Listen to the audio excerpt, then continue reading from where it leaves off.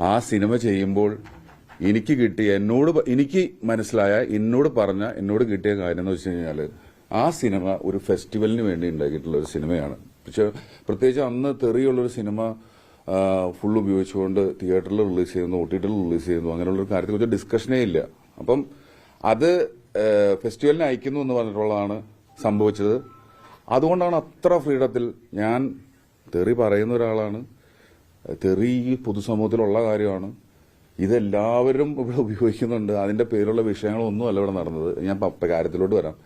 അപ്പം എന്നെ സംബന്ധിച്ചിടത്തോളം അന്ന് ഫെസ്റ്റിവലിന് വേണ്ടി ഷൂട്ട് ചെയ്തൊരു സിനിമ പിന്നീട് അത് വന്നത് ഞാൻ തിയേറ്ററിൽ നിന്നാണ് പറഞ്ഞത്. ഞാൻ ഉദ്ദേശിച്ചത് വെച്ചാൽ പൊതുസമൂഹത്തിന്റെ ഉള്ളിലേക്കാണ്, OTTയിലാണ് വന്നത്. അത് രണ്ടും സെയിം ഇമ്പാക്ട് തന്നെയാണ് ഉണ്ടാക്കിയത്. തെറിയുള്ള വേർഷനാണ് വന്നത്.